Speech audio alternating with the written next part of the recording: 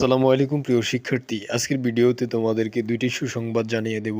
এর ভিডিওতে কিছু সুসংবাদ জানিয়ে দিয়েছি যেগুলো শিক্ষা মন্ত্রণালয় থেকে তোমাদেরকে জানিয়েছে। এর ভিডিওতে আরো দুইটি সুসংবাদ জানিয়ে দিব। ভিডিওটি স্ক্রিপ্ট না করে সম্পূর্ণ ভিডিও দেখার অনুরোধ রইল।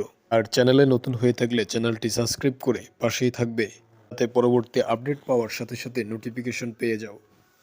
ইতিমধ্যে তোমাদের রুটিন অলরেডি প্রকাশ করে ফেলেছে শিক্ষা মন্ত্রণালয়। আশা করছি সকল শিক্ষার্থী এখন পড়াশোনা করছো।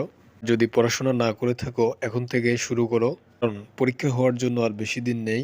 10 এপ্রিল পরীক্ষা শুরু হবে। এই ভালো রেজাল্ট করতে ভালোভাবে প্রস্তুতি নাও। চলো আর কথা না বলে আজকে দুইটি সুসংবাদ জেনে নিই। আর শিক্ষা মন্ত্রণালয় থেকে তোমাদেরকে জানিয়েছে, শিক্ষা মন্ত্রণালয় থেকে অলরেডি তোমাদের 14টি নির্দেশনা দিয়েছে। 14টি নির্দেশনা মেনে তোমাদেরকে পরীক্ষায় অংশগ্রহণ করতে হবে। ব্যতিক্রম হলে তোমাদের পরীক্ষা বাতিল হতে পারে। শিক্ষা মন্ত্রণালয়ের নির্দেশনা অনুযায়ী কোনো পরীক্ষার্থী পরীক্ষায় নিজ বিদ্যালয় এবং প্রতিষ্ঠান অনুষ্ঠিত হবে না। কেন্দ্র হস্তান্তরের মাধ্যমে তা গ্রহণ করা হবে। অর্থাৎ যেখানে তোমাদের কেন্দ্র অনুষ্ঠিত হওয়ার কথা ওইখানে তোমাদেরকে পরীক্ষায় অংশগ্রহণ করতে হবে। স্কুলে কখনোই পরীক্ষায় অংশগ্রহণ করা যাবে না।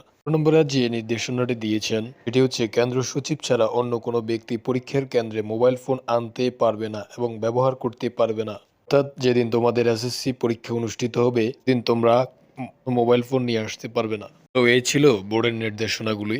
এগুলো মেনে তোমাদেরকে পরীক্ষায় অংশগ্রহণ করতে হবে। পড়াশোনা উপবৃত্তির সঠিক সংবাদ পেতে চ্যানেলটি সাবস্ক্রাইব করে সাথেই থাকবে। ধন্যবাদ।